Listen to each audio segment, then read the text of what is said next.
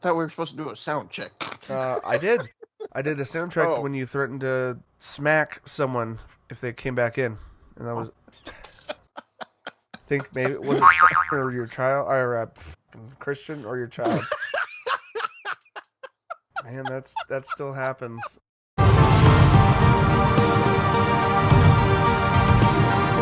Welcome to the Nerdentials podcast, starring your hosts, Joe Tweedy, Matthew Johnson, Nick Thomas, and Lynn Dudley. Welcome to Nerdentials, your weekly dose of the nerdy essentials covering film, TV, video games, and comic books. I'm your host, Joe Tweeden, and joining me in this part 2 of our Xbox game coverage is the lovely red-headed ginger, the Matthew Johnson. What is up, my people? Matthew, it is good to hear your voice during these desolate times of uncertainty. Right. And the fact that I've been on a hiatus for a few months. I will say so a couple weeks in a row. I mean, this is you're setting new records in this yes. in this present day tense. We have a possibility of Nick joining us, as he might be dealing with some personal things. He was planning on being here. We'll see. If he is, we'll insert him awkwardly in the middle of our conversation. It'll be fun. I'm not holding my breath. Yeah, let's not. I do, however, have I might pass out from that. Oh, well, let's not do that. Hopefully. Oh, wait. I better bring up my notes. This is good podcasting material, sir. It is. On that? No, it's not on that. Hey, while you're doing that, though, Yes, sir. I do just have to give a shout out and a potential temporary farewell to a dear host of ours, the Lynn Dudgeon. He has been on every week for as long as I can remember that we've been doing this, and he is on an unknown hiatus of sorts, taking care of life and other things. So for the time being, it'll be me and Nick, and I'm hoping Matthew will be able to pop in a little more often. Otherwise, I'm going to have to find a new crew, and that's going to suck. I'm not doing the podcast thing solo. I've done this group thing for 4 years. We've seen some hosts come and go. We've had guests in the early days. We might have to start having more guests. We're going to see. Leave a comment down below, my friends. Anyone out there that listens, and let me know if you'd like to see some new faces. Our numbers are going to be a little short, possibly through the rest of summer, but we'll take it in stride. If I have to go solo, I will still report on all the gaming news in the next month or so. But that being said, guys, I think it's time for now. One last thing. A little bit of housekeeping before we jump this gun. Guys, we are in podcast and video form, so we are across all platforms. If you like to listen to audio talk shows and stuff, we're all over there. You know, Spotify, Apple, Stitcher Radio, you name it, we're there. And if you want to watch this show, we are now including clips and material with our conversations, so it's not just our faces the whole episode. If you guys want to watch the content, you can go to youtube.com/c/Nerdentials. I'd like to give a shout out to our crew. We just finally hit 200 subscribers this week. Woo! And we're coming up close to episode 100. This will mark podcast episode number 94. Now, Matthew, it's not going to be as funny because Lynn would always say it, but I'm just going to say it, dude, for the sake of cheesiness. That means we are one more episode closer to 100. And if I may be so 6 bold, total. what? Yeah, well, either way, 6 way. that's I like to subtract. you do you, boo. You do you. But all of this content can be found in one fancy location. If you guys don't want to seek out different apps and websites, you can go to one particular website and see all our content, including articles and reviews, at a place called Nerdentialsmedia.com. That's right, friends, Nerdentialsmedia.com. So go check that out. Go check out our social media if you like. It's all the Nerdential social media, Matthew. They don't have to pursue you personally. I'm just saying. But guys, let's kick off the episode with a stinger that we enjoy throwing out there called Gaming Bits.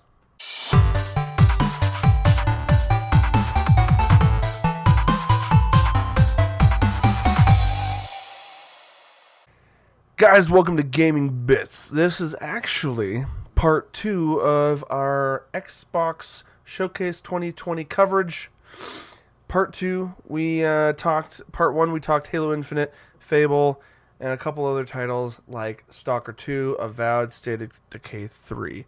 Now we're going to kind of streamline a little bit through the rest of the list, and we have a couple of titles that we're going to spend a little time on this episode, but we're going to cover the rest of it starting now. So next up is a new IP from developer Rare, infamously known for the last 30 years of developing childhood favorites such as Conker's Bad Furry Day, Banjo-Kazooie, and many other platformers. They did Perfect Dark Zero. Rattle off a few for me, sir. I'm trying to remember all of them. Not all of them, just a few. Donkey Kong Country. Yes. GoldenEye. Mm-hmm. Don't odd job that. We're gonna make sure that gets done, man. That's right. Newer versions of it. They've did the Kinect Sports series and Viva Pinata. Yes. Going back to GoldenEye for a second. You mean Moonraker Elite 2 Granny? Sorry, what? You're not wrong. Also, let's not forget Frogger. Wait. Or Sea of Thieves. Toad. Why are you guys not even like? Well, we're more recently. Yeah. That's their biggest MMO. It's actually pretty epic now. They actually have ghost ships, not just skeleton ships. They've put Anyways, out a lot of content over the last year. But this is their new iteration called Everwild. It's described as an adventure game, and that's literally all we know. It's next gen, so it's purportedly going to come out after or around the release of Xbox Series X. And from what we can tell in the trailer, it's got a very animated feel to it. As far it's for me, my hot take is it's gorgeous. It's got a lot of magic users and a lot of like animals in the wild, hence the name Everwild, and something about them connecting with the animals and protecting them. But we don't know a solid plot yet. And we were talking off air about how I mentioned it feels a little bit like Legend of Zelda Breath of the Wild animation. And Matthew, what were you making a callback to?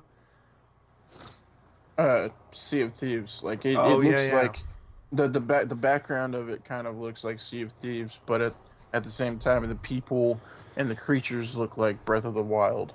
Like it's just like a nice little mesh. And can I make a slightly nerdy note that when the big toad in the trailer threw up a bunch of those orange fish and they were all shiny looking, it reminded me of freaking Studio Ghibli animation, some of those films. Like that one about the fish girl that wanted to become a human. It kind of reminded me of that one. I should know the title of that one. Shame on me. Nicholas, hot take. And not gonna lie, it with that, like, spot right there, it kind of made me laugh. So it kind of made me think of Fable in a sense, which, I mean, yeah. Anyways. Yeah, it's a very vague. I mean, it was very like ethereal, really pretty music and really gorgeous detail. Nicholas, your hot takes are. I'm almost wondering with the way that this one's portrayed, if it will be along the lines of like what do they call those? The treasure gather games like Banjo-Kazooie, Donkey Kong, the 64 version, all those type of games where you're actually going around looking for things, but instead of looking for items, you're looking for these different creatures. It's almost like you're kind of like a druid type person, and you're cataloging these things so you can better understand what's on this new world. That is an interesting theory. And I think it'll just focus on the beauty of the game. And from what we saw in the trailer, I don't think there'll be much fighting. I think it'll just be a beautiful, scenic game, something to relax on. Going off of that, it kind of almost reminded me of that, what's it called, Ori? The 2D side scroller. Yeah. Like that's kind of what it seemed like with some of the creatures that you saw, but at the same time, the detail looked really good. It was, I don't know. Yeah, like when they were carrying that massive ox through the blades of grass, and there was a rock fall that looked really pretty. Or how about the gigantic dog-looking wolf creature that like pulled a tree down? That was pretty epic looking. Yeah, there's a handful or the four characters making a ritual to liven that dying deer animal. Or whatever it was. Yeah. Yeah, it looked very cool. So that's a next gen IP for Rare. So, and Rare has made tons of gold in their IPs. So I look forward to seeing what Everwild procures for us. Next up, I want to just mention it's already available on Xbox Game Pass. Grounded is a survival game developed by Obsidian Entertainment and published by Xbox Game Studios. It's interesting. It looks like it's 4-player based on the thing, and this totally brings me back to Honey, I Shrunk the Kids. You're playing basically a teenage group that's lost in a big backyard with ants and bugs and massive blades of grass. And it looks like there's a building element because it is labeled as a survival game. So it looks like you are also going to be, aside from whatever plot there is, you're going to be procuring materials to make a base and fortify and keep yourself safe at night. It looks cool, and I just want to make a comment on the trailer. If you guys remember the narrator, they're like, I thought it was really hilarious. They were taking a jab at themselves by saying, if you're waiting for the next greatest open world, next big game, next big gen open world game, then wait for it. If you're waiting for the biggest game of the year, then wait for Cyberpunk. And they put up the Cyberpunk 2077 logo, and he's like, and then they just cuts to, but if you want to enjoy a fun adventure now, then it goes on into the explanation of what Grounded is. They've made a couple different jabs, but that was the big one that stood out. I thought that was hilarious. And it looks fun, and it's on Game Pass as of right now. It came out when the week that this was announced. I have it downloaded. I will be doing a player pass video on it if you guys are familiar with that series on our channel. But let me get your guys' hot take. Nicholas, thoughts on this one? It is, after it released for Xbox, it's actually become right now Steam's biggest seller. Ooh. Right now. it's doing so well and people are liking it so much, they are already about to release an update to bring more content into the game. That's cool. It's like you said, it almost looks like a third person over the shoulder survival game, but instead of zombies and creatures and everything, you're fighting bugs in your backyard. Yeah. So when you said Honey, I Shrunk the Kids, that's exactly what I thought when I saw this preview. And I'm just like, oh my God, I want to play this. I'm actually it's downloading on my Xbox right now. Yeah, it looks fun. And if there's a way we can join up, we'll have to try and record a little bit of our shenanigans. I concur. And to think about it, it's not just random, like, fantastical stuff that you're trying to get and, like, loot and stuff. This is just, like, everyday items in your backyard. You, like, use a milk carton or garbage to build your structures. Like I said, guys, go check out Honey, I Shrunk the Kids. It's a classic film from the 90s. Yeah. It's fun. Matthew, hot take on it.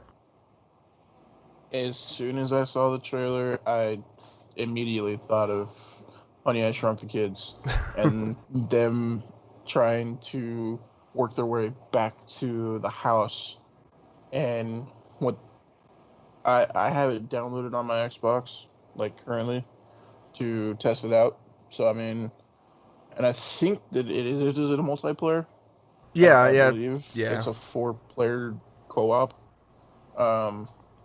But yeah, it definitely makes you appreciate survival games. And I say survival because it's not like playing, say, like Minecraft and you have to deal with, like zombies and skeletons and all that fun stuff. You're dealing with ants, spiders, scorpions, and things that, like, you can actually, like.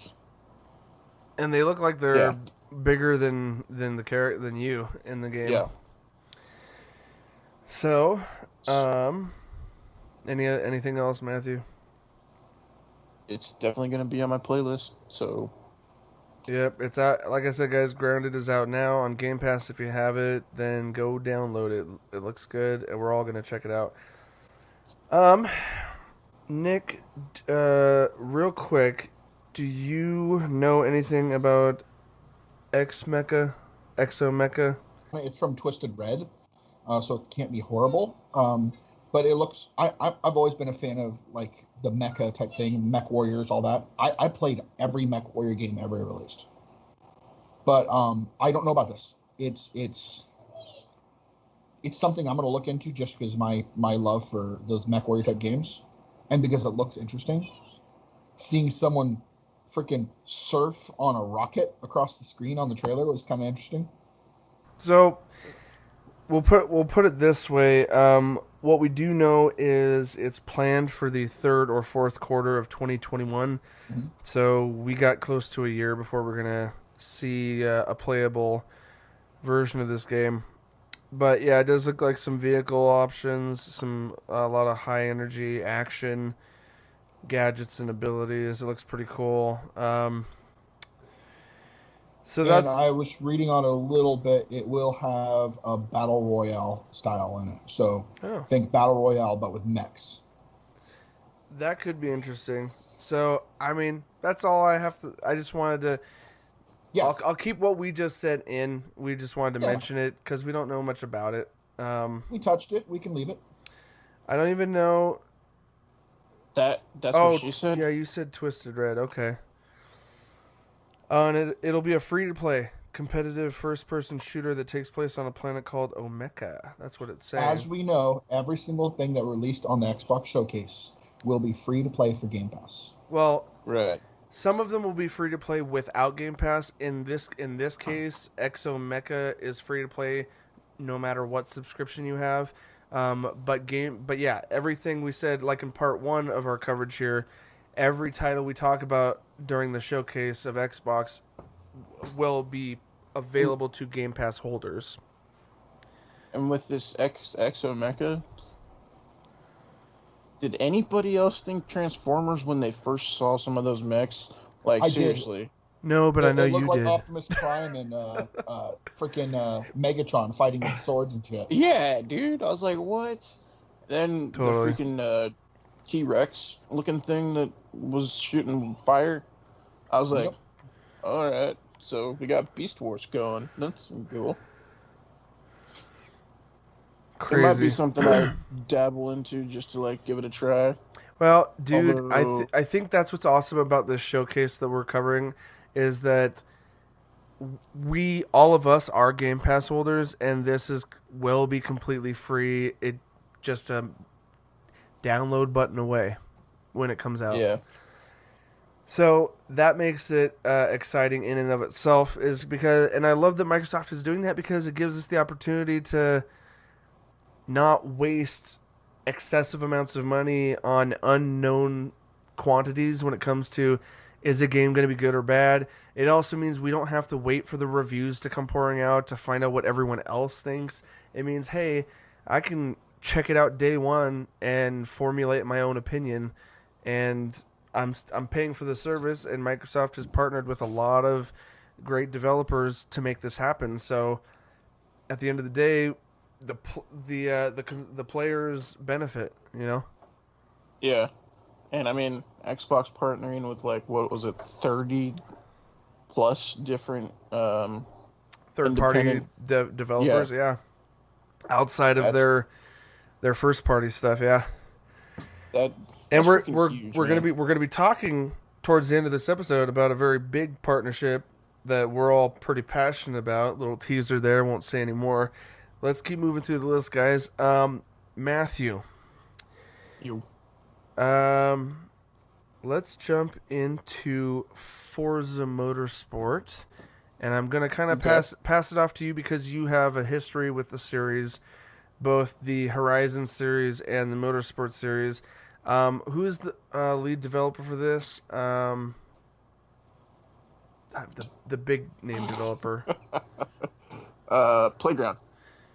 Is it? Because I thought Playground was a part of the bigger, or is the whole thing Playground? No, it's Playground. Playground Okay. is the people Playground. that are also doing Fable. That's their big stick from what they already know. Is Playground Studios is also the ones that did Right. this. Yeah, I knew Playground was working on it, and I knew they were from the Forza series. I just didn't. Yeah. Sorry. You have Playground, and then the mechanics behind it, I believe, is Turn 10. I believe. But anyway, Or- give us the spiel Anyways. about the Motorsport series, Matthew. How many there have been, and what this new release means for the series. GM money. Forza Motorsport. This is going to be essentially the 8th game in the series. Forza Motorsport is like Gran Turismo for PlayStation. It's very racetrack oriented, Simulator-y. simulator. And this one is going to be more on top of that. Like, you're going to have more customizations with the cars, and also with how your player is looking. And I really love their Horizon series because it's more open world, but Motorsport, I like NASCAR a lot. So, I mean, this kind of flows with in your wheelhouse. the whole thing. Yeah. And I love racing games. I will always love racing games. The racing games are kind of my forte. And the trailer that they brought to Xbox showcase, I was like, yes, take my money now, because this one looks completely amazing. Dude, there is so much photorealism with even just in the bay where they're working on the cars, the mechanics and everything walking around. It's really freaking photorealistic, and it's all supposed to be in engine because all these games were captured on the Series X hardware regarding the showing them off. So that's pretty exciting just to see how pretty it looks. So if there's any Forza players out there, feel free to add me. So I will add you back. Because, yeah, this is going to be one of those games where I will put money into it. So, Nick, did you have any thoughts on it, or shall we just move on to the next title? Don't get me wrong, I do like a good racer. Forza is not one that I've actually gotten into. I've always been a Need for Speed guy. The simulated underground, the rogue racer. So, let's take a quick look at our next title on here. It's called Tell Me Why. Tell Me Why is an upcoming adventure game from Don't Nod Entertainment and published by Xbox Game Studios. It's planned to be released in 3 episodes across the mid-2020, so like this fall and winter and end of summer, I'm guessing, exclusively to Xbox One and Windows PC. I guess the first episode drops August 27th. The one comment I will make, my hot take, is I mean, this developer, Don't Nod Entertainment, I don't think is like hardcore indie. Maybe they are. So I think the aspect of what we saw in the trailer is going to weigh more heavily on the drama and the acting. It's very story driven. It looks like the episodic Strange Life, in that sense, in how the drama plays out. But my only comment is there are moments where the visuals. Life is Strange is what he's talking about. What is it? Life is Strange. Life is Strange. My bad. But the character models are not necessarily next gen to me as far as the movement, but the environments and everything else, the narrative looks fun and amazing. What are your guys' thoughts on that? Do you agree or disagree with that whole the character if you models? like playing a teen drama, it'll be fun to play. But that's what these games remind me of. It's like, am I in One Tree Hill? What's going on here? It's just well, don't knock One Tree Hill because I'm saying those are okay to watch, but it's not my shtick. It might be someone else's. But I would also agree that the graphics don't look crazy awesome for them to say it's next gen. This one might appeal to some people in the drama because what's going on behind it. It's about twins. One where they meet in their adult life, go back to their childhood home, but now the male twin has transitioned, and now they're looking back at what caused this path through life. Yeah, it's a teen drama. Yeah, and also I definitely think this is more indie than anything. It's not like a first party studio AAA blockbuster narrative. It's not like Heavy Rain from Sony Entertainment, or not Heavy Rain. You know what I mean? Those particular titles that are very photorealistic, motion capture dramas where you make quick time actions and you choose dialogue and all that. This still looks like it's going to be a pretty deep, heavy drama still. And if it's coming to Game Pass for free, we're all going to check it out. I'll check it out because I played both Life is Strange and Life is Strange 2. Just because I like the... So with Life is Strange, like, you had the ability to turn back time. With Life is Strange 2, you had different abilities. This looks more towards like they're trying to like make it sort of like a movie play out as far as the gameplay goes. So I'm kind of intrigued about that, but at the same time, like, I probably won't invest a lot of time, but I will definitely give it a go. From what I read, you're probably going to go through multiple aspects of the same memory from different points of view from the twins. Okay. So it's all about perspective. Yeah, that'll be a cool experience, I think.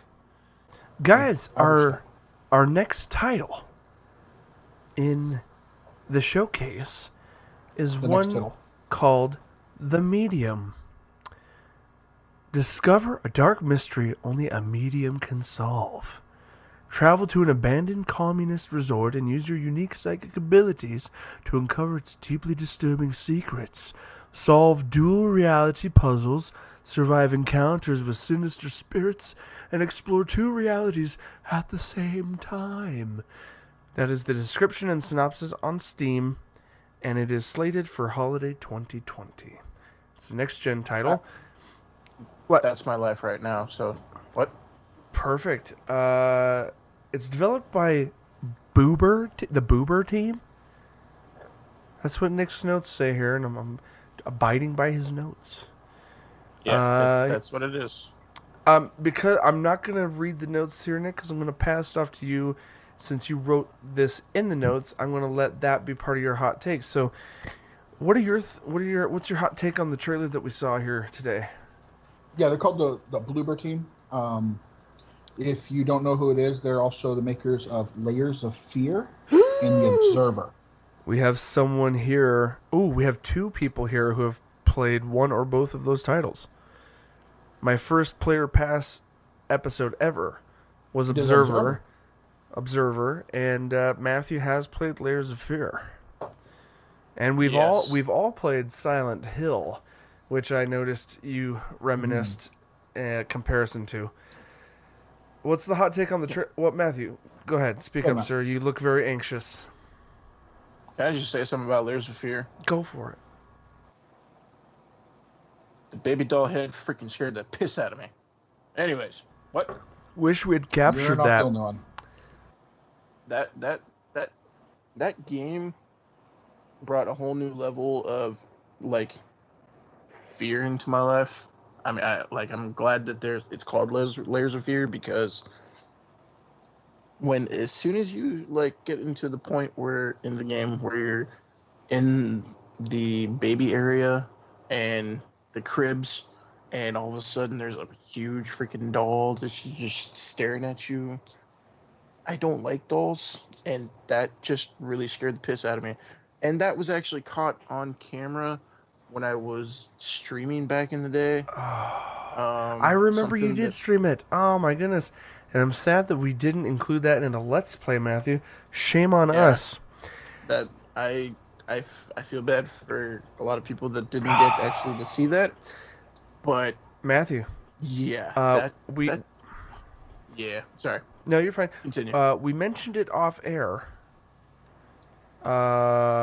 You and me talked off air prior to recording about my game plan, hashtag gaming, plan for the rest of this year and what titles I'd be jumping into and themes I'd like to hit. And one of them our Nerdentials here has been missing our October Scarefest of gaming, and we haven't done that for at least the last two Halloweens. So last Halloween I did a Scarefest of movies. Yes, we have a whole bunch of, and I need to finish a few of them, but we have a whole bunch of horror movie reviews on our website that we plugged at the beginning of this episode. So that's another reason to go check out the website. But I want to go back to, we can still do horror movies too. If Nick, if you want to go back and do more of those, that's great. But I also want to go back to doing the gaming, because we launched our channel in October of 2016, and we did horror games. Me and Matt did at the beginning. And how dare you ask me to help make content? I know. Ouch! I almost just fell back in my chair. That would have been bad. I don't pay you.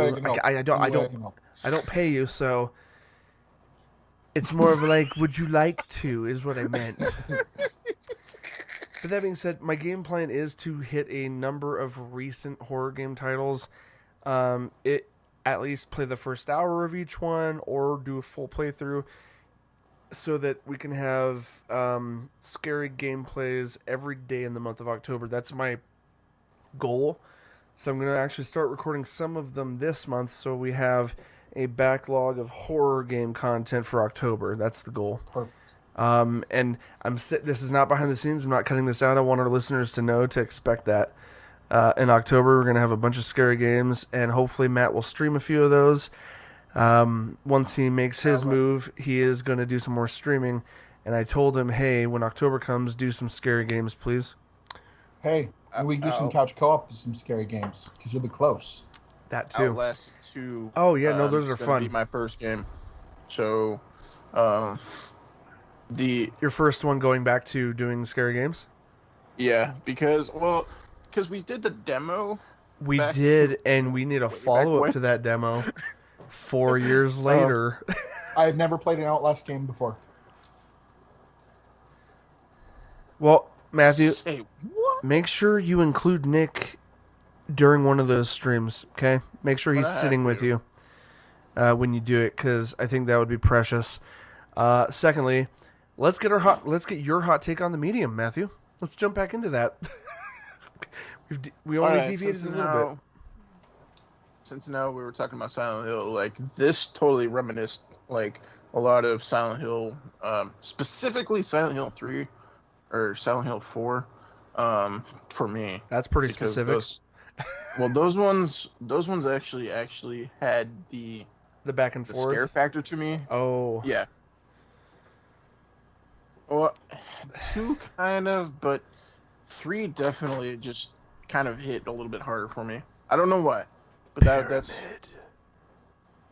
Also, Matthew, hold on. You're talking about the freaking Pyramid Head. Nick was referencing Pyramid Head. He's talking about Pyramid Head. That wasn't that scary. I mean, he's big and bad, but I played number 2 back in the day, and Pyramid Head was not fun, because that was back when Silent Hill had fixed perspectives like the old Resident Evil games, and you would run down a corridor, run through a door, and the camera angle would change on you, and you'd accidentally run back into the room. And you would know that they were there because the static on your radio would start. And you're like, oh shit, where are they? Where are they? So with Silent Hill 3, you were playing as a little girl going through all this little stuff, and it just kind of hit a little bit harder because this guy in a tuxedo kept freaking chasing you. Yeah, anyways. But medium. That's what we need to we need to get back to. Was it Tom Hanks?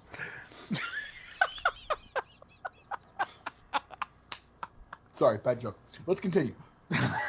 So how about this trailer? How about the fact that Next Gen is showing off dual realities in high fidelity? We're seeing the demonic realm, and we're seeing her reality of walking through like an abandoned mansion, and then we're seeing the horrors behind it. My hard take on this is one of my favorite scary games is Alan Wake. Okay. Ooh. Recent player pass view. I've never played it. I'm go check out my video, Nick. It's on our channel. Okay, I'm gonna pretend I didn't hear that. Anyways, so when I saw the medium, it definitely kind of brought me back to that aspect with Alan Wake. Like, it looks like a game that I want to invest my time in. Mm-hmm. As soon as the trailer ended, I said, take my money. Just like I saw with Forza Motorsport. Like, I was just like, I will buy this game because I like the out of the norm kind of scary games. Like Layers of Fear, for one. Like, that game I put money into. It scared the piss out of me. This game is like a continuation off of that, only third person, and you get to see both perspectives simultaneously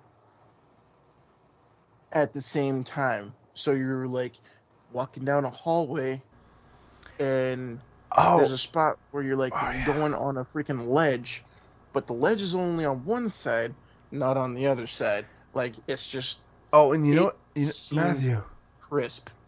I'm sorry. No. I wanted to add to that.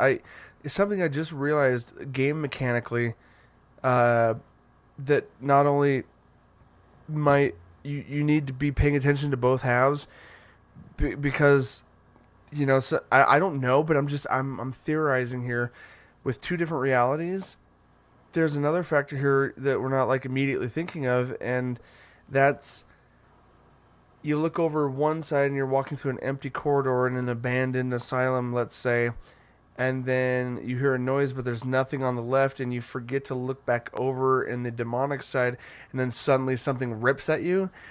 That's going to be like an excessive that's going to be another level of the term thriller, suspenseful horror, because you're going to be watching yourself on both sides, even though the movement's identical.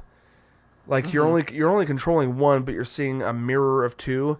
But there's going to be things happening on the horror side that catch you off guard while you're moving down an empty corridor on the left. You know what I mean?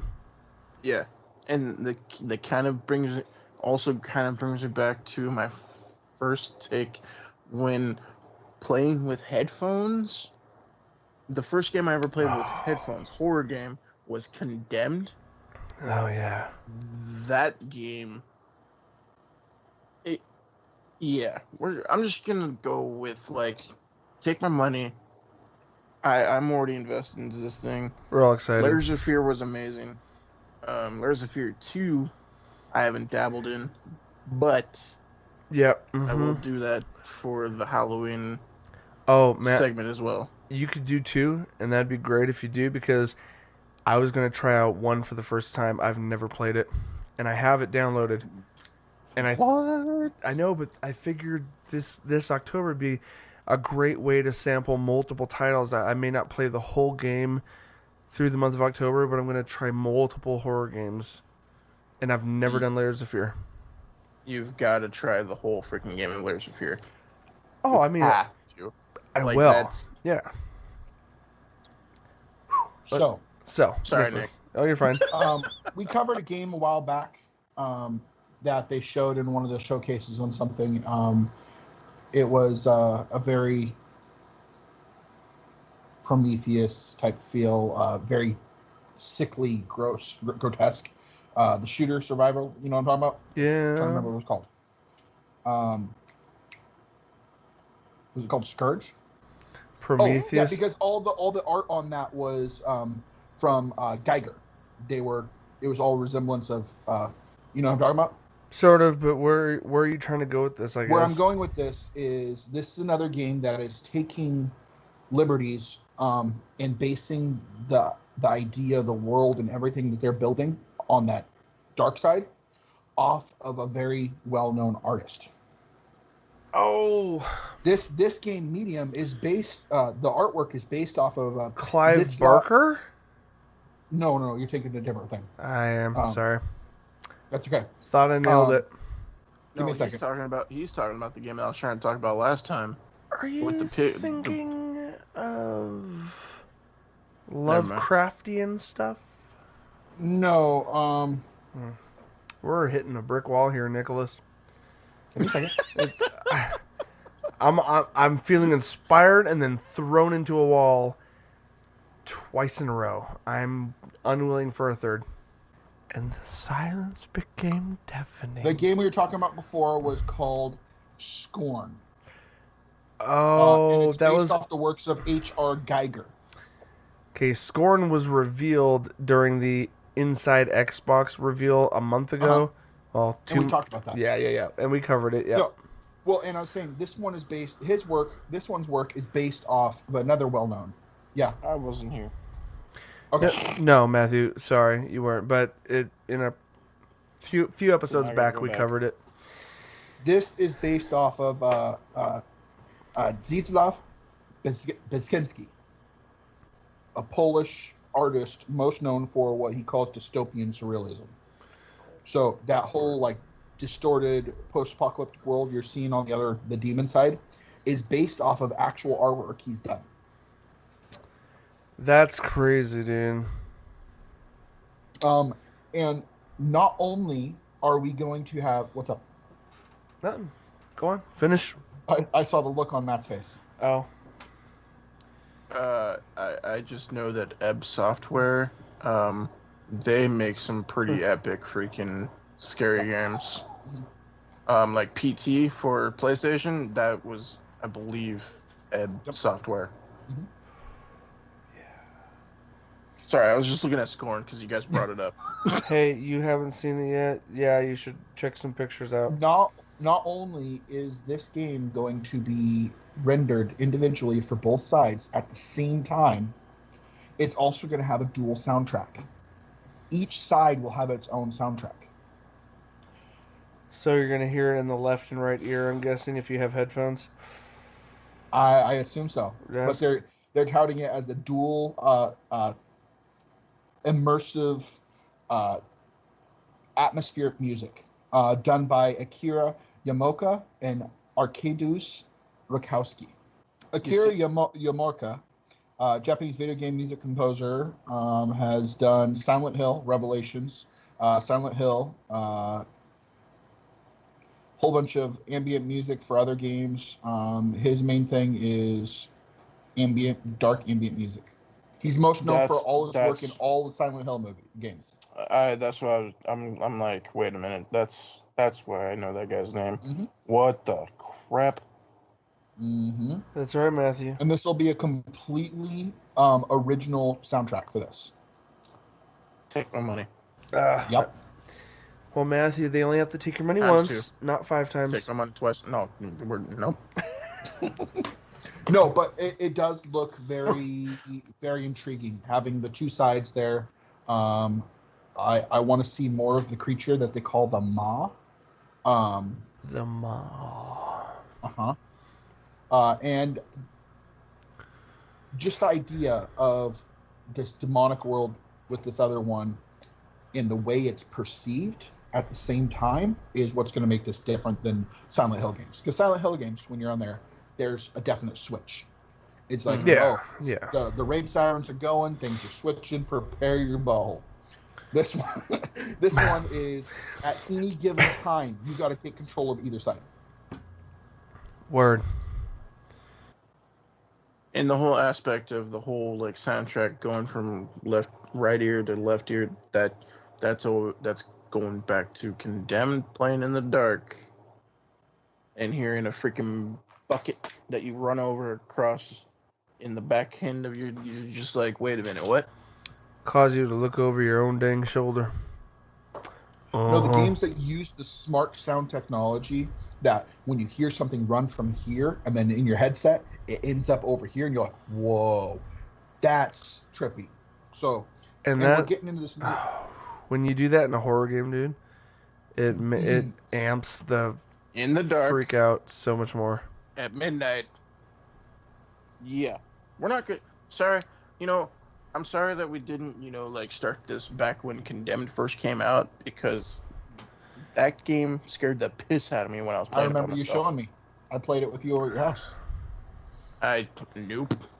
That being said, guys, this is why I put timestamps in for our listeners.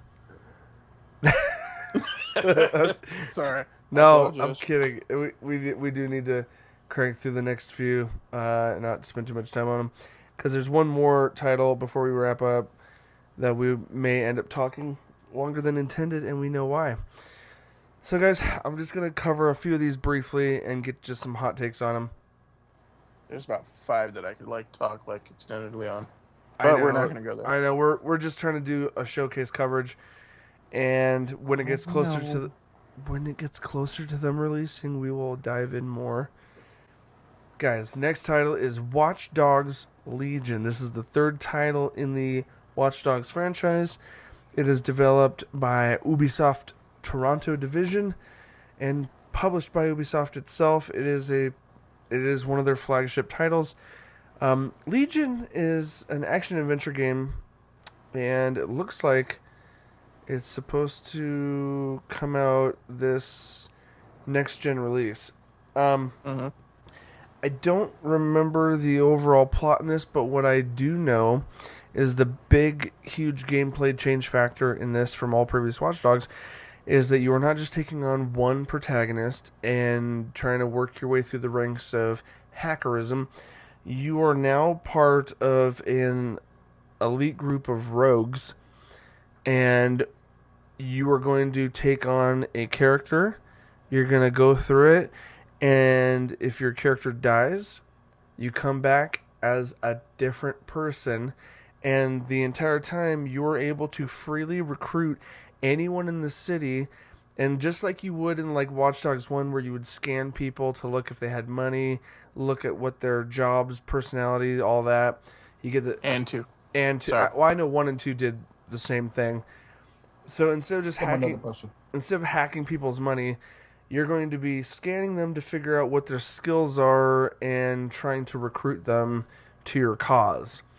And inevitably, you at some point might die, and you will be taking over possibly one of your recruits as your lead character. So there's multiple characters you're going to be playing as in this sandbox of hackerism.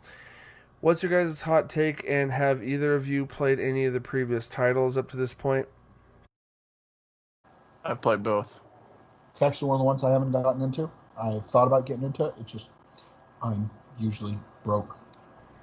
Yeah. So, Matthew, what's your history and interest in this third latest title? I think I got, so for the first game, Watch Dogs, I got 90% gamer score for it. There was a few things that I just didn't really care about to get, so. Still impressive. And I think for the second game, I got about 80%. So I've dwelled enough into it to know like what to expect. But when they said that you're able to like take over another person that's also got the same kind of characteristics, abilities as the character that you normally played as in the first two, it kind of made me happy because you could play as an old lady. Yeah, they showed that in the trailer. Yeah. That kind of made me giggle, and it kind of also made me reminisce on I think a movie called Red 2 or Red, both of them, where it's like a group of old people that are not terrorists, but assassins. Mm-hmm. And it just it made me chuckle. Anyways, the MMO style of this game seems a little bit more geared towards something I would play quite frequently, because you can talk to somebody that they're playing their own little game, and you can join them simultaneously right when it would and help them out with their situation. Huh. Crazy. Yeah. So it's not like where you gotta be like, add me to your game. You just like, oh, so you're playing your game, you need help, I can just tag along with you. Also, we're in London this time. That's a little bit of a change of scenery. Yes. Instead of New York and the old London town. Something else. I can't remember. It's all good. Looks like it's been pushed back to October 29th. Originally it was supposed to come out in March, but due to uncertain times and a pandemic, it got pushed back. So we should see this end of October. So something to look forward to. Let's see. And with it being on, the pass, everybody that has the pass can try it out to see if they like it. If not, it's not everybody's forte, but being able to drive down the street and turn on the freaking green light, yeah, call me in. I am still blown away that we're going to have that option. I mean, to play these games, day one. I think Nick has something to say for something over there. Nick, you want to say something? No, I'm just waiting to catch you before you try to skip the next one. Go ahead. Nothing? Watch Dogs does seem interesting, so I'm ready for it. But have you guys ever played Left 4 Dead? Yes. The original. Have you guys touched the Vermintide games? It's all kind of the same feel. World War Z. It's off the same formula that Left 4 Dead started, where you're a group of... So you're telling me that you've played World War Z or anything like that, but you haven't touched State of Decay. You fail me. Why do I fail? You know, it's funny. I remember when we talked about State of Decay, you both agreed that you would have it downloaded and be playing together, and a It's week downloaded. later, nothing has happened. It's ready. I know, and nothing's happened. State of Decay 3 isn't out yet. No, you're State of talking Decay. Sorry, Decay 2. State of Downloaded Decay State of 2. Decay 2, and I've started playing it. I didn't know this. My bad. What I'm saying is, this same model and thing, the makers of Warhammer 40k, Warhammer Vermintide, use this model to make a game where you use swords and axes and take on streams and streams of the Vermintide rat men that are just trying to destroy the world. They took that same concept and took us to the 41st century with space marines and plasma guns and everything that's wonderful about 40k. And now we are fighting hives of tyrannid minions and zombies and critters. Yeah, what's up? I've never touched Warhammer. This one I'm excited about, and I think this will be a great one for all of us to play when it comes out, because it is a 4-player co-op, and it's you got to get from point A to point B and survive, and that's the whole point of it, as you fight through hordes of things. Gotcha. Hordes. Yep. Sorry, I just reminisced about Gears 3 and Gears 4. Yeah, What? it's from this is from the game creator Fat Shark. And it's going to be awesome. But we do have another game that we want to talk about next. It is a game we have been waiting for. Oh, did you guys have anything else to say about this game? No, I've Nick, never played them. Thank you for pioneering that next step in there. I'm not going to worry about deets until a later time. It looks cool. This one's described as a 4-player co-op action game, Warhammer, which so yeah, I look forward to checking it out. I think all Warhammers were 4-player co-op. I think. No, I think all the just the Vermintide. The older ones are RTS style, aren't they? Mm-hmm. Yeah. Oh. The other Warhammers that I'm familiar with are PC originated, RTS top down battle, But this one's going to be more run and gun, you know what I'm saying? Anyway. Yep. I got you. Nick, the next game we have all been waiting for 20 years. 20? Oh my gosh. This is a game made by a company called Double Fine Productions. Mm-hmm. Classic Treasure Seek style game in the same vein as stuff like Banjo-Kazooie, Conker's Bad Fur Day. Double Fine's also known for the Costume Quest series that me and my daughters enjoy thoroughly. Uh-huh. But this sequel that I'm talking about is, only way I can describe it, is magically trippy. This game is called Psychonauts 2. And if any of you are a fan of the original game, it still lives up to its glory to this day. I pulled it out and played it yesterday. Psychonauts is amazing. Yes. Having the ability to go into somebody else's head in dreams and see what the heck they're thinking about. I was wondering what that trailer was all about. Oh, yeah, Psychonauts. You're a person who is tasked with going in and helping people through their mental crap, quite literally. Damn. That's heavy. You go in for them and... Yeah, go ahead. Well, I was going to say, you're basically a psychiatrist that has the ability to actually, take care of the problem at the root, because you can go inside their head. And the stuff that you find not only is kind of creepy sometimes, but at the same time is also menacing. Right. And sometimes beautiful. Psychedelically so. And beautiful, yes. But I would definitely say get out there and watch the preview for the trailer for this Psychonauts 2. Yeah, it looks like a fun platformer. Bring back the feel of it. Yeah. And it's time for a good platformer. I was gonna say, like, this came back out when the original Xbox was out. Mm-hmm. So that's how long this sequel.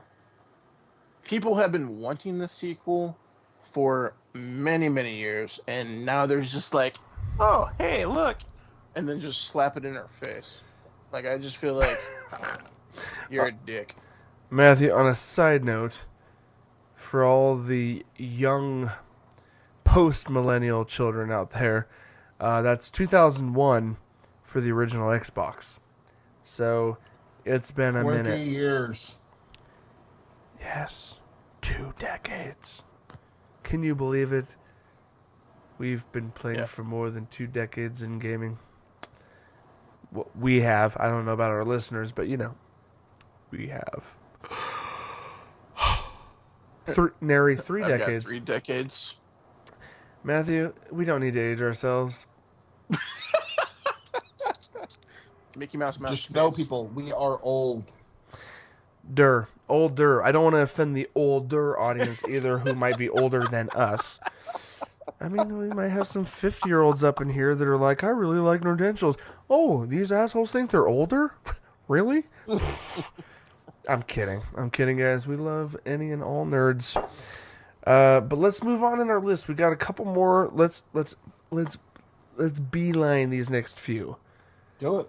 Okay, we got Phantasy Star Online 2, New Genesis. Does anyone know anything about it? I've never played an expansion to the MMO. Expansion to what's already there. All right. You know what? Go ahead. Matthew, Matt has something. You got some? Phantasy Star Online is freaking amazing. Like, I was not trying to dismiss it if anyone here had a passion for it, so go on. The original game came out on GameCube, and yes. Okay. Why do you hold on? Why are you shaking your head there, buddy? Yeah, make the correction, Nicholas. What's the fact? The original Phantasy Star came out on Sega. What? Sega what? Sega. Probably Dreamcast. Wait, 1987. The original Sega console. Okay, no. Not Fantasy... Okay, but that's what it's based off of. Phantasy Star Online. Okay, Nicholas. He's talking about the online franchise. Yes. That's all. Not Phantasy Star itself. You crazy mofo. Well, anyways. Okay, so Phantasy Star Online, I actually played with a friend of ours, Nicholas. Jennifer. Yeah. Yep. Interesting. She actually kind of introduced me to that game because that game, like, I wasn't really, like, I didn't know what the heck to think about it. And then all of a sudden I was going over to her house playing that game all the freaking time because it's kind of addicting. It's kind of like your choice anime type of thing, if you want to classify it as that. You build your character, you go in, you take care of a lot of enemies, build your character up, kind of like, like Destiny 2, Halo, Any MMO. Oh, okay. Well, yeah. So with Phantasy Star Online 2, New Genesis, I have Phantasy Star Online 2. It's pretty in-depth. There's a lot of different things you can do with it. You can actually gamble on this game, which is actually kind of awkward. Like old school Diablo 3 before they banned that option. Wait, not gambling. Right. That's trading. Sorry, wrong topic. You can also cook things in this game. And with New Genesis, it actually makes it a little bit more visibly appealing. Phantasy Star Online 2 right now isn't the greatest with the graphics, but what this looks like is actually kind of gearing towards the original Phantasy Star Online for GameCube. Probably for Sega Dreamcast if that was around at that time too. But I digress. I will probably download this just because I have it. My daughter plays it. It's actually not that bad for kids to play. You heard it here, folks. You heard it here first, folks. Matthew maybe 11 recommends 11 cut off. PSO2 New Genesis. Yeah, I mean, I'm gonna be playing it. So, you want to check it out with me? Add me. Good to go. I want to streamline the end of this a bit. We have Balan Wonderworld, which is a platformer by Square Enix, makers of Sonic the Hedgehog and so forth. Then we have The Gunk, which is an interesting Blanks the Time Sweeper style platformer where this little girl on an alien world has a vacuum gun that manipulates this weird black goo. Very sci-fi-y. The Gunk. Then we have As Dusk Falls. That's the that's the graphic novel style narrative game where it's a bunch of moving pictures but not full-blown animation, and it's not full live action. It's a bunch of still images with ambient movement in the pictures and a bunch of voice actors. Then Echo Generation is hardcore harping on the vibes of Stranger Things and nostalgic 80s sci-fi mysteries. Mm-hmm. And then Crossfire X, I don't know too much about it. It just seems like an overbloated shooter. Take my money. I mean, it looks pretty. I'll give it that. No, Crossfire X is actually one of the biggest first-person shooters. The only reason why you don't hear about it is where it's big is in places like China, Japan, and Korea. Crossfire has been a series that's been going for a really long time with millions, almost billions of followers. This Crossfire, what? Also, arcades. Crossfire, yeah. You can play Crossfire in arcades a lot. Crossfire X, where this is going to be insane. This is the first time where they're going to be trying to tie in a storyline, and Remedy has jumped on to partner with this to make sure the storyline comes out good. Nice. Dude, I realized you actually put notes in for that one. Didn't even think twice about it, but then I was like, oh snap, you know a bit about this and you have a little bit of feelings behind it. Oh snap. It's a shooter I play on my computer all the time. Absolutely, dude. That's awesome. And I mean, the trailer looked great. All of these looked great. Between Balan Wonderworld, The Gunk, As Dusk Falls, Echo Generation, I want to mention these. I'm not cutting this out. What I'm saying right now is the actual conversation we're having, because I'm not trying to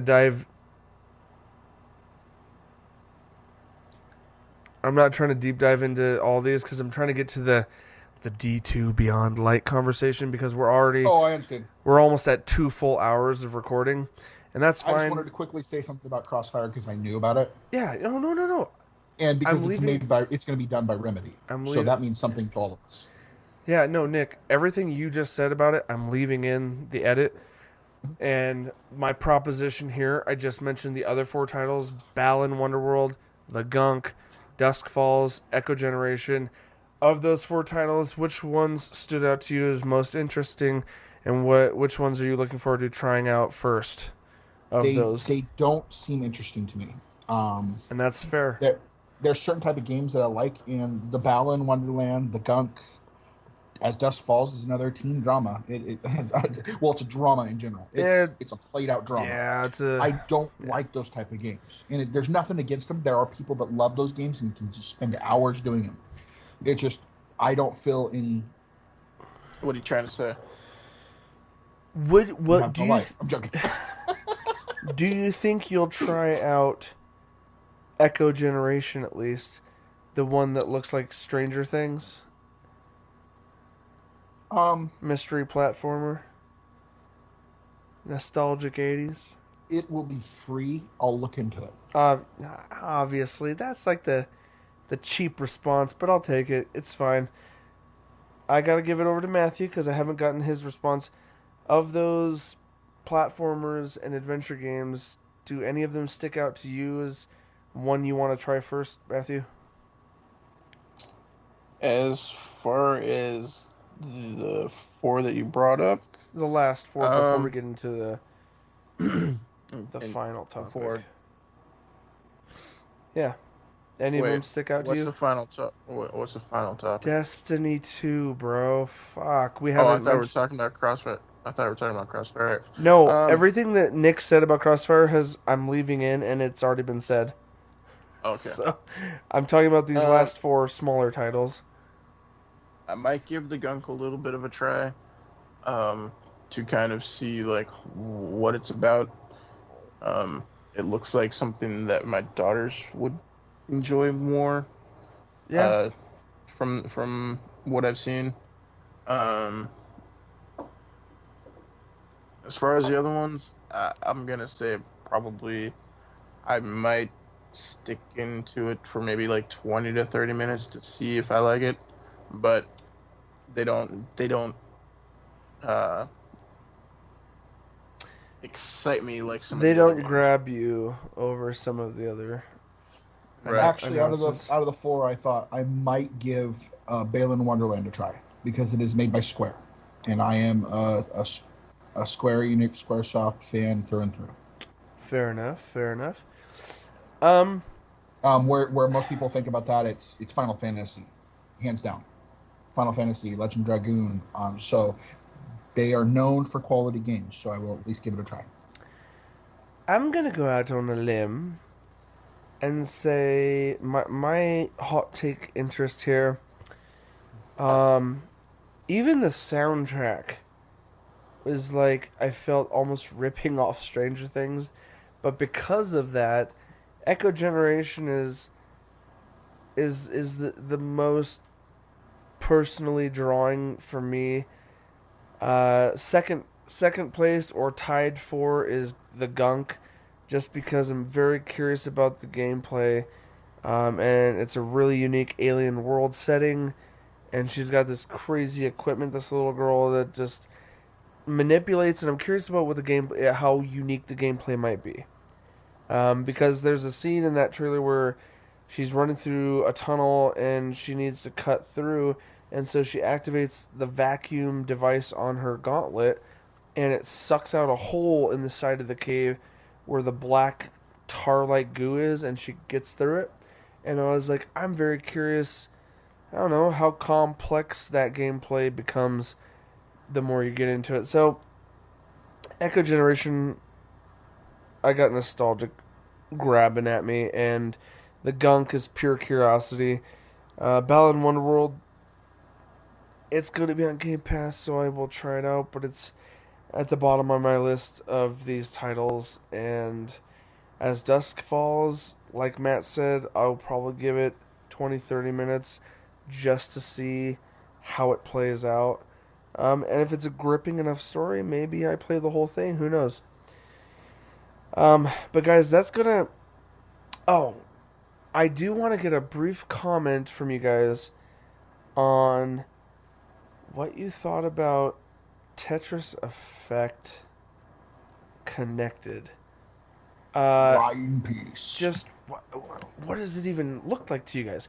It looks like you can connect globally. It looks like you can go up to 4 players side by side by side.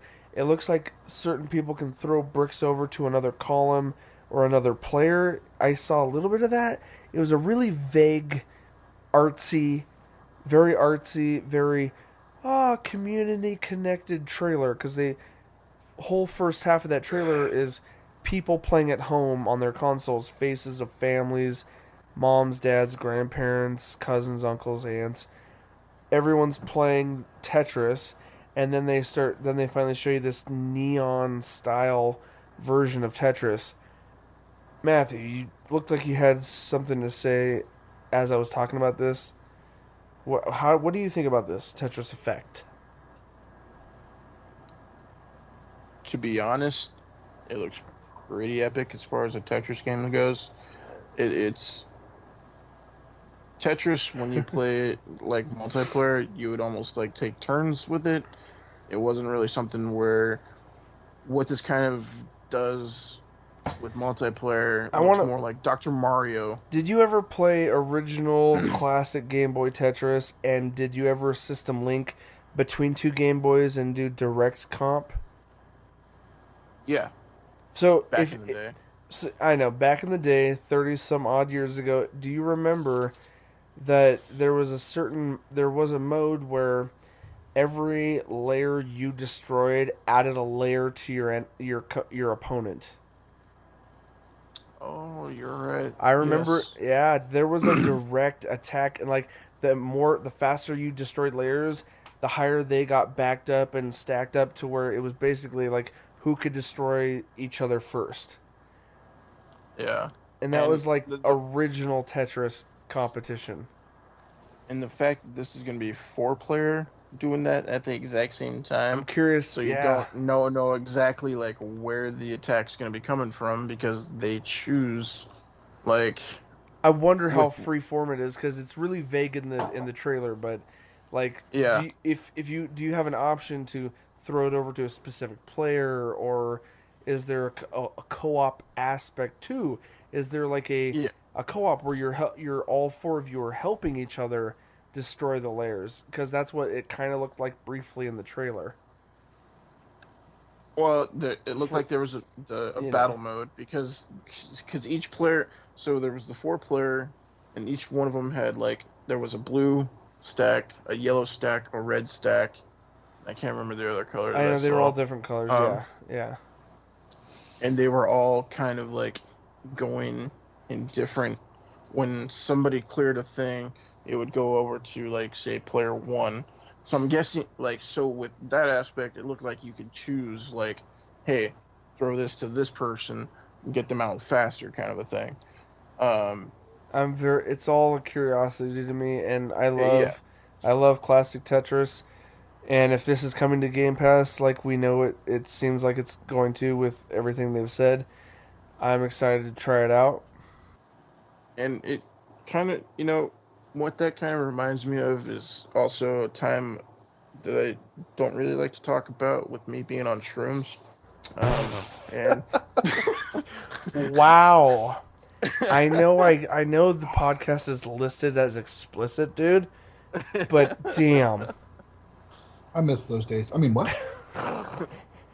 Well, okay, so never mind. I'm not even going to dive into that. Let's just say that it gave me nightmares for a moment because I was playing Tetris at the time, and when I looked up, blocks were coming down at me. I remember you telling me that story. Wow. So I'm just like, oh great, now it's 4-player, and now I'm gonna have to like, okay, quadruple the nightmare. Yeah, but Tetris always has a piece of my heart because back on Nintendo, Game Boy, that was one of those games where I would actually like go to like World 99 and beat it and hear the marvelous Russian music out of the Pied Piper that stood on the top of the. Never mind. Anyways, it's the Russian. You're all crazy. This game, I will get this game, regardless of what happens. It'll be something that me and my kids can play together over and over again. I'll probably beat them, but at the same time, they could, if there's like a 2-player versus 2-player kind of a thing going on. I don't know. We'll see what happens. As soon as I saw the Tetris thing on there, I'm like, what? And then the image of Tetrasy, the Greek god of blocks, came into my head, and all I got in the back of my mind was line piece. Line piece. Dude. No one has any idea what I'm talking about? College humor?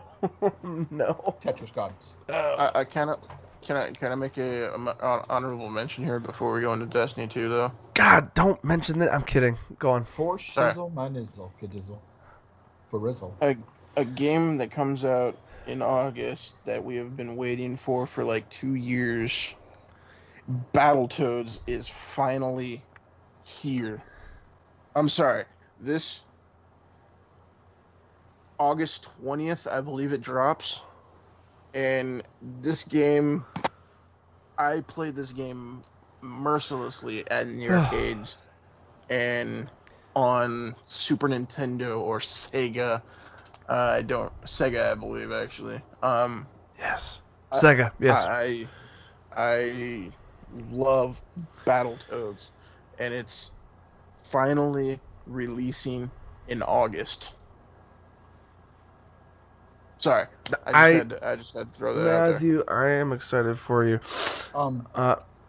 We haven't been waiting 2 years. We've been waiting the better part of 30.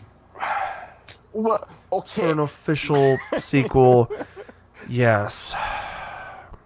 They released an HD version of the classic on Rare Replay, which was very as soon as it was mentioned. It was 2 years ago that they mentioned it that was coming to Xbox. I remember. Every year I kept. So what Matthew is saying is from the time he found out it was a possibility, he's been waiting 2 years for that outcome. No, and I understand. Yes. The second Microsoft bought Rare, we're like, yes.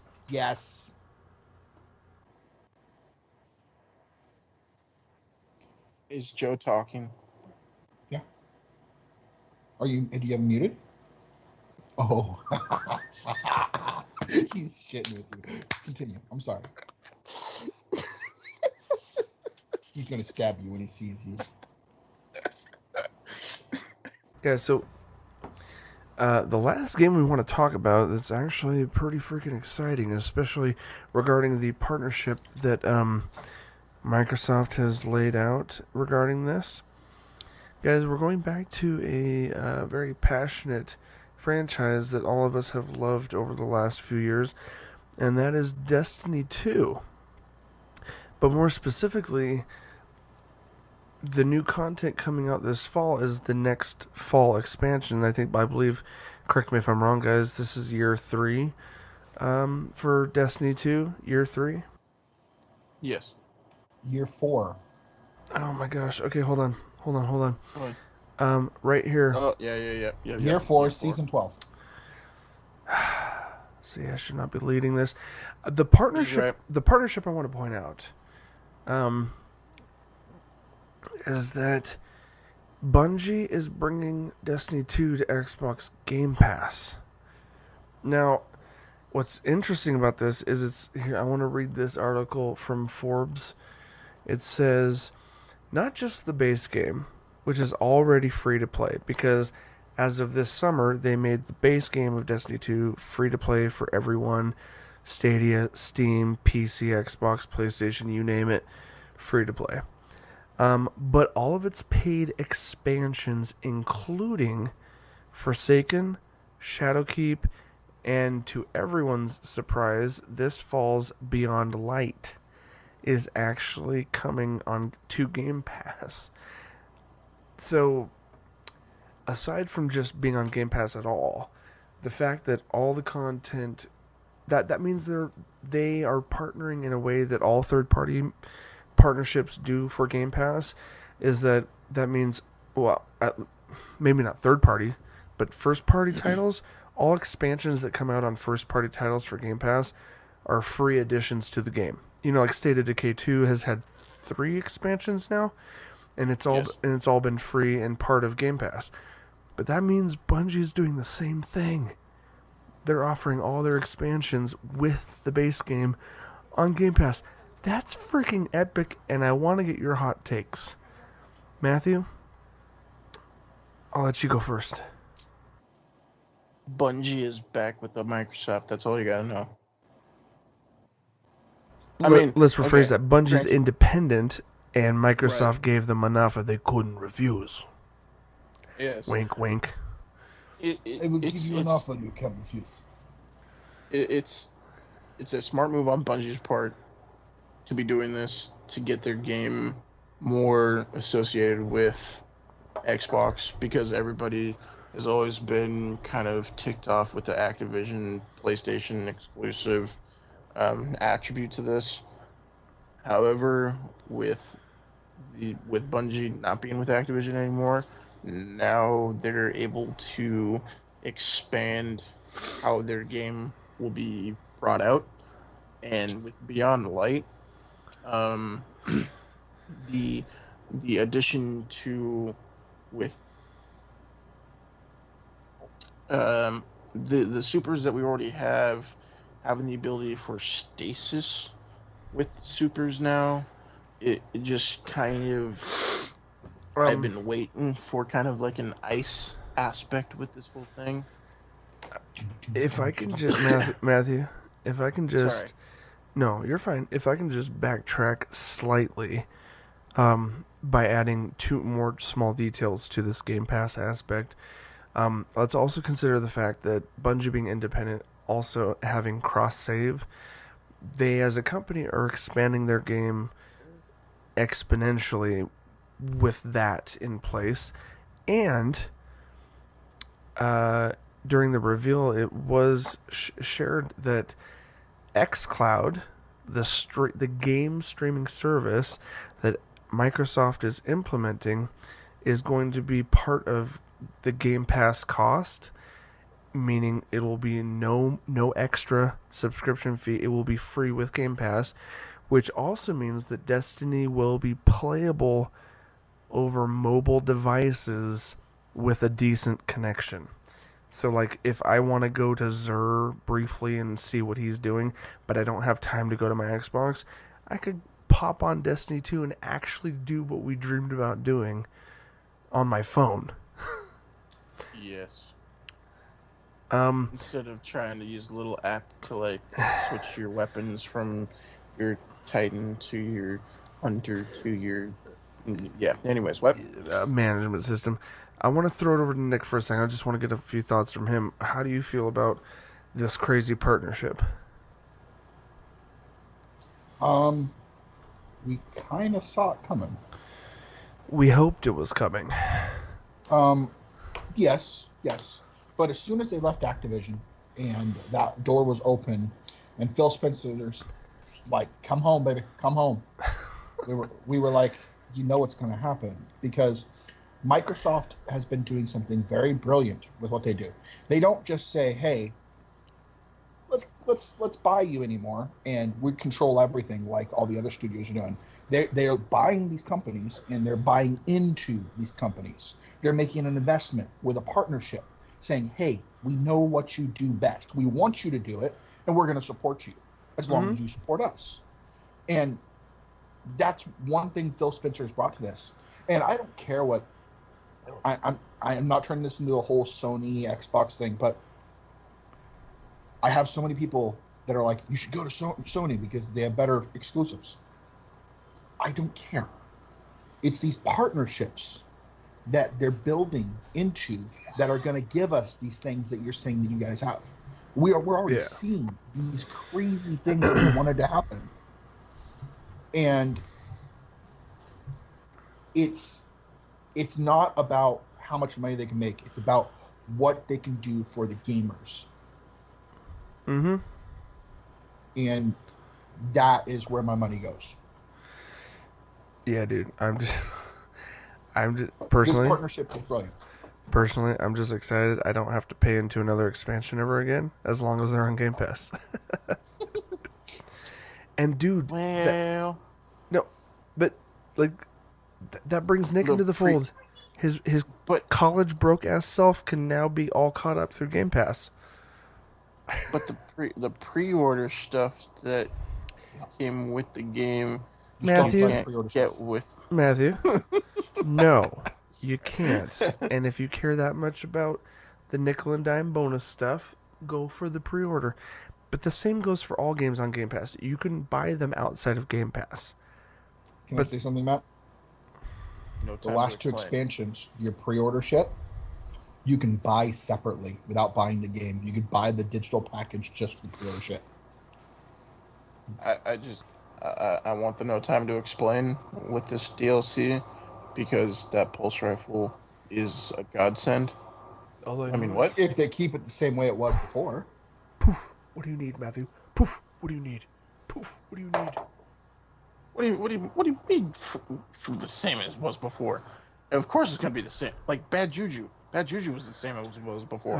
Guys, it's a little bit different, but I still like it. Guys, I just need the hot take on the reveal. We don't have time for a deep dive. We are already 2 full hours into this part tour. I'm not gonna lie. I was watching the video, and as the video's going, you're seeing the ice flying.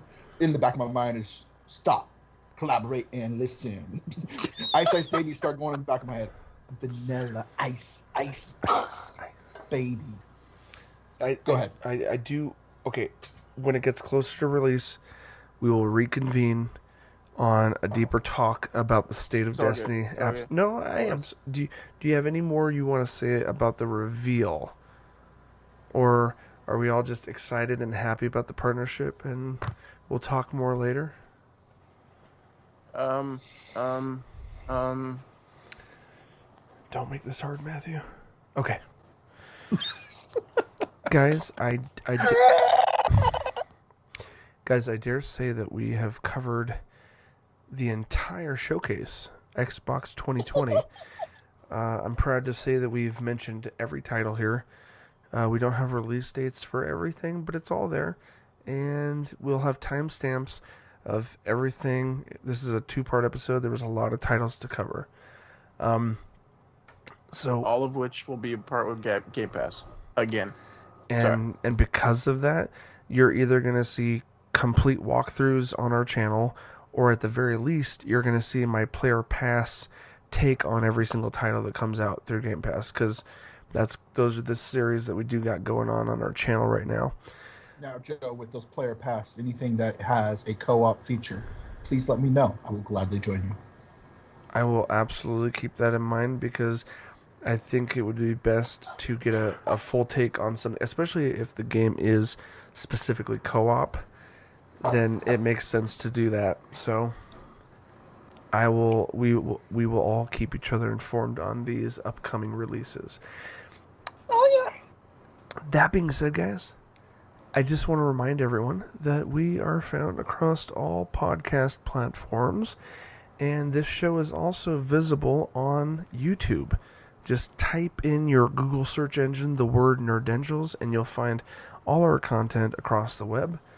And the one particular site you can go to if you want to find us all in one place is nerdentialsmedia.com. That's right, guys. Nerdentialsmedia.com. All one location. Everything can be found there.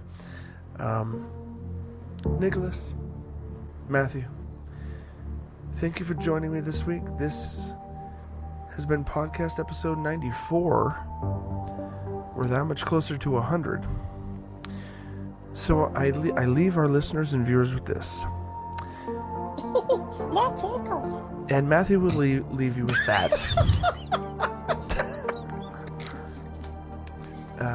Guys, thanks for watching. This has been your Nerdy Essentials.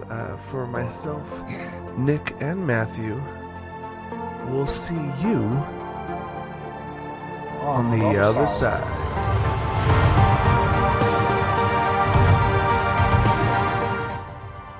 Behind your back. It was...